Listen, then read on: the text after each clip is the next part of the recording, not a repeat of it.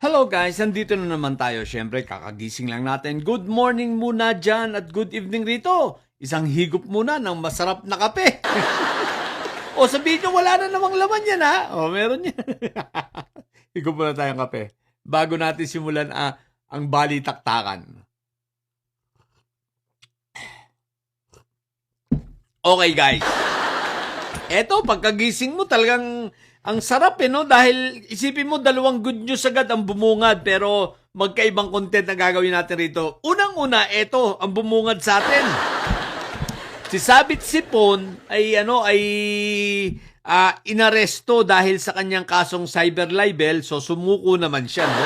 At siya ay nakapagpiyansa sa halagang 60,000. Okay? Pero guys, eto ang pupuntihin natin rito, no? Na-aresto, inisyuan ng warrant of arrest itong si Sabit Sipon sa kasong cyber libel sa Vigan City. Sa Vigan sa lugar sa lugar niya mismo. Ibig sabihin, Ilocos Sur yan. Alam ko, Vigan City, Ilocos Sur yan eh. So doon mismo sa kanyang balwarte Ngayon, hindi ko pa alam kung sino ang nagsampa sa kanya ng cyber libel rito. Hindi na importante sa akin yun. Ang importante ay na-issuean siya. Bagamat siya ay nakapag-bail, ito ay isang senyales na aba. Isipin mong issuehan ka sa lugar mo. So, ibig sabihin, medyo nawawala na ang kanyang kontrol.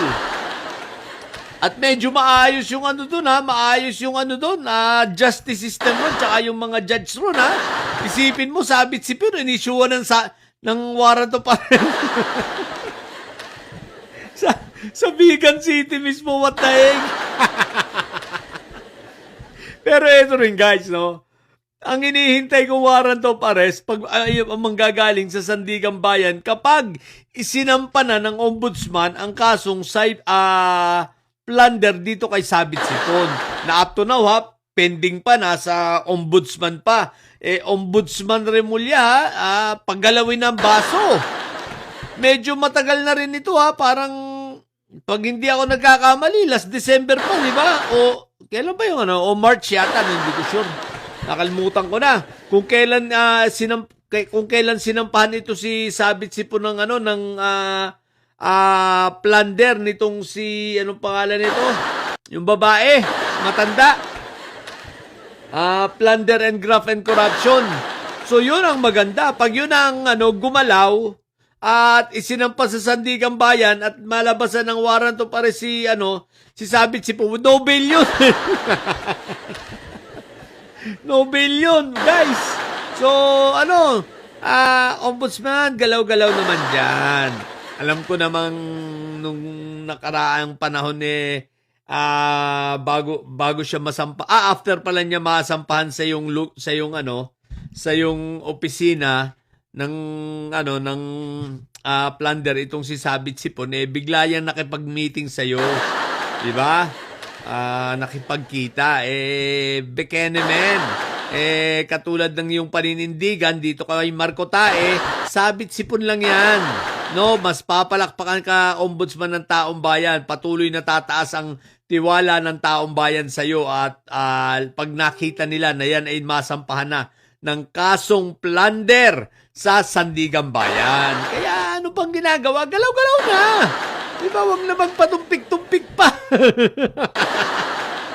Masaya ang tao pag nakitang yan doon na mategi. Kaya lang ang problema pag si Sabit Sipon nalabasan ng warrant of arrest yan, bigla yan magkaka-neck brace, tsaka biglang uupo sa wheelchair yan. Parang si Bunuan, biglang nagkasakit. Sigurado ako magre-request yan hospital arrest.